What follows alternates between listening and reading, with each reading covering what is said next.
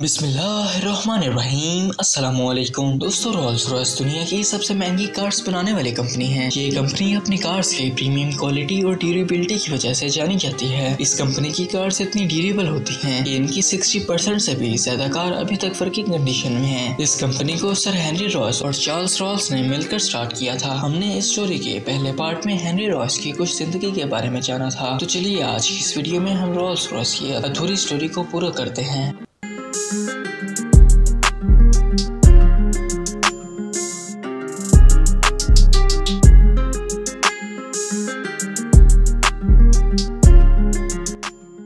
दोस्तों, sir Henry Royce की company जो इन्होंने अपने दोस्त एर्नेस्ट के साथ मिलकर स्टार्ट की थी, अब वो डायनामो मोटर्स और इलेक्ट्रिक क्रेन्स की वजह से जानी जाने लगी थी। मगर सेकेंड वर्ल्ड वॉर के बाद जर्मनी और यूएसए ने अच्छा खासा कंपटीशन देने लगे। वो मोटर्स और क्रेन्स इनसे इंतहाई कम कीमत में बेचते थे। अब हेनरी को वो कंपनी जिसे ये बहुत मेहनत से इस मुकाम तक लाया था, वो सिर्फ चंद दिन की ही मेहमान नजर आ रही थी। अब इन्हें अपनी डूबती कंपनी को बचाने के लिए एक ऐसे प्रोडक्ट की जरूरत महसूस हुई जो इनके इस बिजनेस को तबाह होने से बचा सके। हेनरी को बचपन से ही कार्स बहुत पसंद थी और हेनरी ये जानता था कि कार्स उसकी इस डूबती कंपनी को भी बचा सकती हैं। पहले हेनरी ने पुरानी कार्स को रीडिजाइन करने का सोचा। इसके लिए हेनरी ने 1901 में अपनी पहली कार टीडियन खरीदी, जो कि एक 2 सिलेंडर कार थी, और इसके बाद 1903 में इसने एक 2 सिलेंडर डेकाविल भी खरीद ली। हेनरी ने अपनी पूरी मेहनत से इन दोनों कार्स को रीडिजाइन किया। इन कार्स की ऐसी कमियां और खामियां जो वो चाहकर भी ठीक नहीं कर सकता था, इसने उन्हें नोट कर लिया। मगर रीडिजाइन करने के बावजूद भी ये कार्स हेनरी के मयार पर पूरा ना उतरी। इसलिए हेनरी ने अपनी खुद की कार बनाने का फैसला किया और आखिर इसने 1904 में अपनी पहली कार तैयार कर ली। ये एक 2 सिलेंडर कार थी, मगर हेनरी ने इस कार को बेहतर से बेहतर बनाने की कोशिश की थी। हेनरी ने इस कार की सिर्फ 3 कॉपीज ही बनाई थी और इन कार्स में से एक हेनरी ने अपने यूज के लिए रख ली और एक कार अपने पार्टनर एर्नेस्ट को गिफ्ट कर दी और एक कार हेनरी ने एक ऐसे शख्स को बेची जो इनकी क्वालिटी और परफॉर्मेंस से इस कदर मुतासिर हुआ कि इसने इस कार की तस्वीर और स्पेसिफिकेशंस के साथ अपने एक दोस्त चार्ल्स रॉल्स को बेची। रॉल्स लंदन में फ्रेंच कार्स का शोरूम चलाता था, जहां हेनरी इस मुकाम तक दिन रात मेहनत करके पहुंचा था। वहां रॉल्स शुरू से ही अमीर घर में पला बड़ा था, मगर किसी को क्या पता था कि ये दोनों मिलकर एक ऐसी कंपनी की बुनियाद रखेंगे जो आगे जाकर दुनिया की सबसे महंगी कार्स बनाने वाली कंपनी बन जाएगी। रॉल्स को कार्स का जुनून की हद तक शौक था। रॉल्स को ज्यादातर 3 और 4 सिलेंडर्स कार पसंद थी, लेकिन इसे हेनरी की बनाई ये 2 सिलेंडर कार भी बहुत पसंद आई। रॉल्स एक बिजनेस माइंड आदमी था और वो बिजनेस को अच्छी तरह बढ़ाना और चलाना जानता था। उसने हेनरी के साथ बिजनेस करने का सोचा। इसी सिलसिले में इन दोनों की पहली मुलाकात 4 मई 1904 को मैनचेस्टर में हुई। रॉल्स के प्रपोजल पर हेनरी भी इसके साथ बिजनेस करने के लिए राजी हो गया। इन दोनों ने इसी मुलाकात में रॉल्स रॉयस की बुनियाद रखी। रॉल्स रॉयस का नाम इन दोनों के नाम पर ही रखा गया था। इस मुलाकात के बाद इन दोनों ने इस कंपनी पर बहुत तेजी से काम करना शुरू कर दिया। इन्होंने सिर्फ 6 महीने में ही अपनी कंपनी की पहली car Rolls Royce 10 HP launch कर दी। जहां हेनरी कार्स बनाने और दूसरे टेक्निकल काम करता, वहां रॉल्स मार्केटिंग और सेल्स में एक्सपर्ट था। इन दोनों की पार्टनरशिप बहुत कामयाब रही और इन्होंने 1906 में अपनी कंपनी की दूसरी car Rolls Royce silver Ghost भी लॉन्च कर दी। ये एक 6 सिलेंडर कार थी।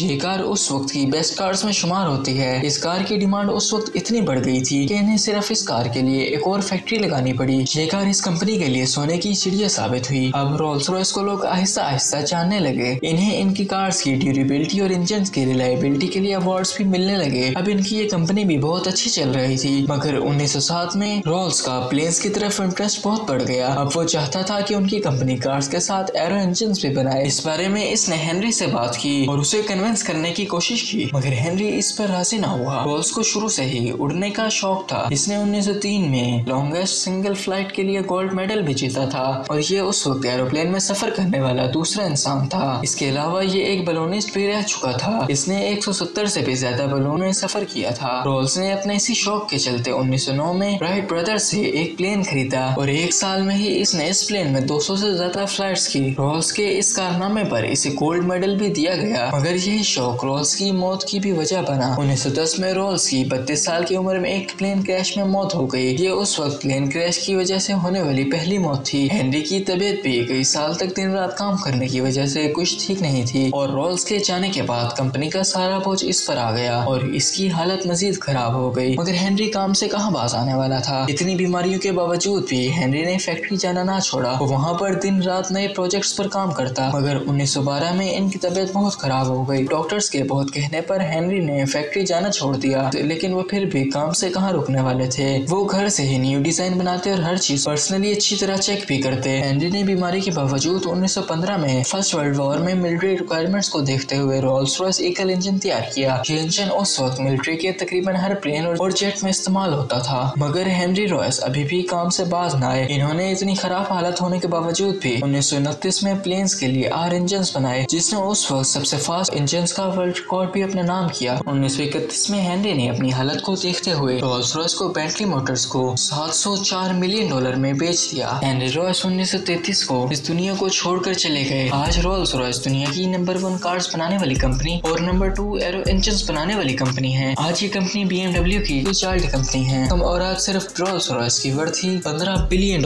है। तो दोस्तों, ये थी आज की वीडियो। पसंद आई हो तो लाइक करके हमारे चैनल को भी सब्सक्राइब करें।